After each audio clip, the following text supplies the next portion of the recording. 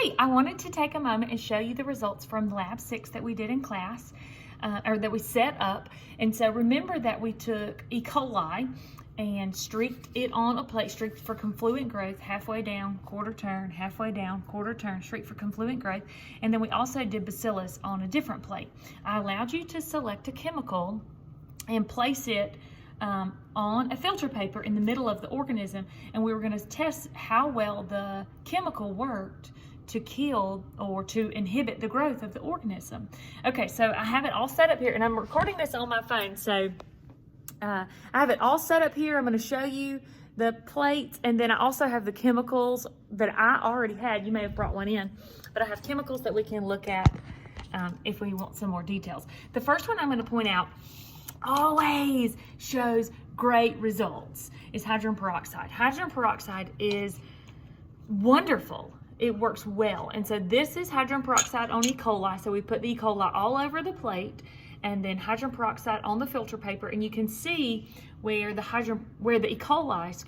coli did not grow up to the hydrogen peroxide. So hydrogen peroxide works well on E. coli, and then here it is on bacillus, and you can see that on both of those, there is a large zone of inhibition. And so for the E. coli is a gram-negative organism. And so in this lab activity, we can assume that this would be, kind of a demonstration of how most gram-negative organisms would respond. Remember, gram-negative organisms have the thin cell wall and then the outer membrane, phospholipid, lipoprotein, lipopolysaccharide outer membrane. So this would represent how the majority of gram-negative organisms would respond. And this is bacillus. It would represent how gram-positive, like strep and staph, also many other gram-positive organisms would respond. So for hydrogen peroxide, it had a large zone on both E. coli and bacillus. Okay, another one that I saw that was really interesting, I've done this lab so many times, and normally the alcohol hand sanitizers show no zone. And I always explain to students that the way we set up this lab, we are strictly testing the chemical. We are not testing the rubbing mechanism, which would kill some of the gram-negative organisms, would be killed by the rubbing mechanism. Okay, this, I was surprised. Most hand sanitizer has a 0 zone, no zone. This is Bath and Body Works, and you can see a small zone here. This is on bacillus, and then also an even smaller zone, but you can still see a zone on E. coli. And this is a Bath and Body Works hand sanitizer. So you've got it on bacillus and on E. coli. That was surprising to me, I thought.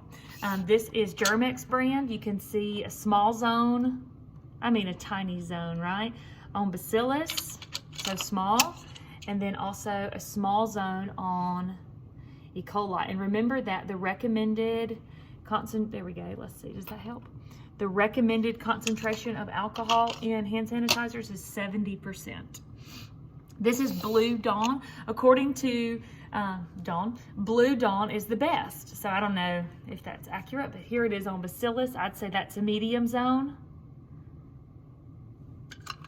And here it is on E. coli. It has no effectiveness. And so on E. coli for Blue Dawn, you would say no zone. And here's the Blue Dawn that I tested.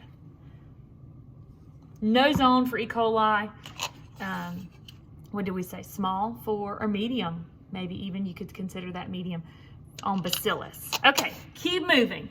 At Gas Estate here, we were unable to purchase the normal Clorox brand wipes that we use. And so this semester, because of the crazy times, we purchased a Clean Freak brand, which I've never heard of. But to test its efficiency, it did work well on bacillus. I'd say that's a large zone on bacillus.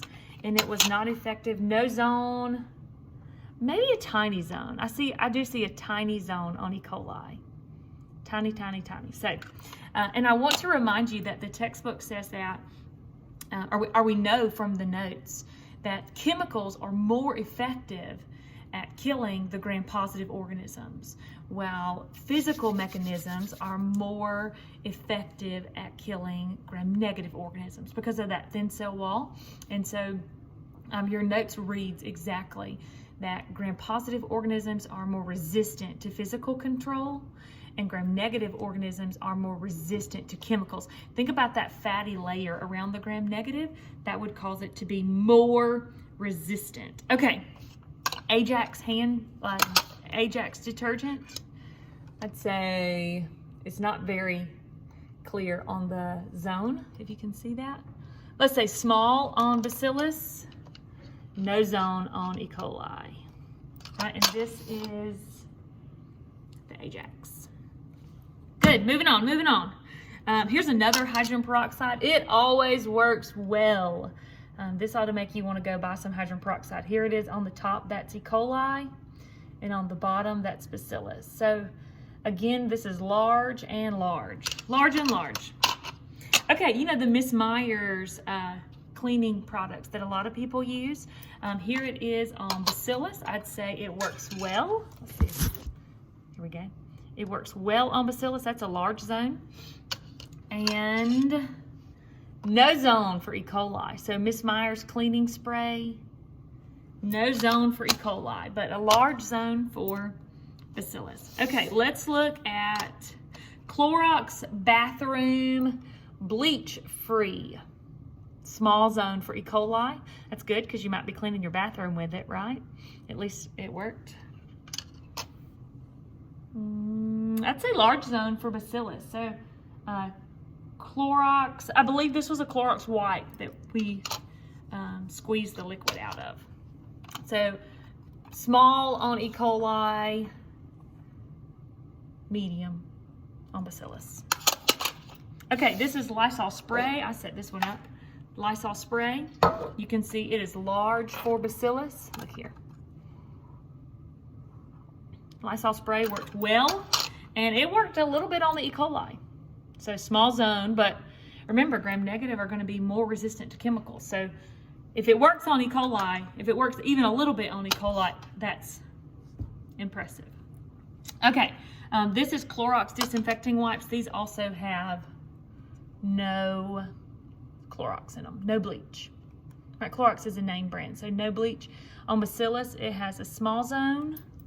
Clorox disinfecting wipe. On E. coli, it has an extra small zone. Extra small. Small and extra small. So Bacillus was small, E. coli was extra small. Okay, totally awesome. I have some of that. It's an orange spray bottle. Here we go. This stuff smells like ammonia if you've ever used it. It does not smell good. Here, you think strong smell works really well. Not true. Here it is on E. coli. Y'all, that is no zone. You can see where just a little bit right there, the auger is cracking. Just ignore that. And here it is on Bacillus. I would say a very small zone. So very small on Bacillus and no zone on E. coli. Okay, Mr. Green. Here we have Bacillus. Small zone on Bacillus for Mr. Green. Mr. Green, Mr. Green, Mr. Green. What is Mr. Green? That says mean green. Whoops, my bad. And this is E. coli, mean green. Give me a second, what is that? Mean green. Okay, so we had on mean green, no zone on E. coli, no zone. On Bacillus, there's a small zone. Again, this stuff smells bad. Doesn't work very well.